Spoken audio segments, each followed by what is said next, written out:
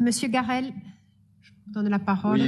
Oui, merci Madame la Présidente. Juste quelques mots pour m'inscrire dans les propos qui viennent d'être tenus par ma collègue Claire Fita, mais je me retrouve également dans les propos que Monsieur Rivenc évoquait tout à l'heure et bien entendu dans l'émotion que les témoignages que nous venons d'écouter peuvent nous procurer aux uns et aux autres et aux propos que vous avez tenus, Madame la Présidente.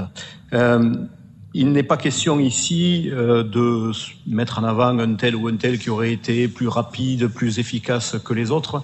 Lorsqu'on parle d'une situation aussi difficile et lorsqu'on évoque l'idée d'une unité nationale nécessaire, indispensable, dans un temps de crise qui n'est pas pour notre pays à ce jour un temps de guerre, mais dont on voit aujourd'hui toutes les menaces. Parce que s'il s'agit de faire la promo des uns et des autres, il y a ici beaucoup d'élus locaux qui ont agi. Et il n'est pas question d'en faire la liste, puisque la plupart ont souhaité le faire de façon efficace, mais aussi discrète, parce que la solidarité, ça se fait aussi parfois dans l'efficacité, mais dans la discrétion.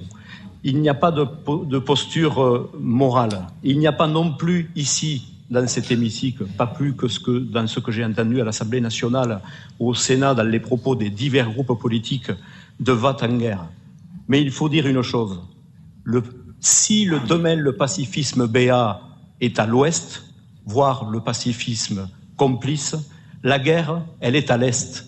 Et nous savons par l'histoire que les guerres à l'est, un jour ou l'autre, elles arrivent, elles se jettent sur le reste de l'Europe. Et notre mission aujourd'hui, c'est d'être ferme sur des valeurs qui certes ne sont peut-être pas partagées par l'ensemble des pays du monde, mais que nous partageons avec nos voisins européens, se féliciter de l'unité européenne dans la réponse, les premières réponses qui ont été apportées. Certains considéreront qu'elles ne vont pas assez loin, mais il faut aussi, vous le savez, dans un jeu d'ordre diplomatique, avoir des possibilités d'intervention pour plus tard, et je pense que demain, si malheureusement le conflit dure, et on peut craindre qu'il dure, l'Union européenne ira encore plus loin dans le cadre des sanctions. Mais notre mission ici aujourd'hui, c'est d'être ferme sur les valeurs, Madame la Présidente, que vous avez rappelées, que bien sûr le groupe des radicaux de gauche et citoyens soutiennent, partagent, et vous pourrez compter sur notre mobilisation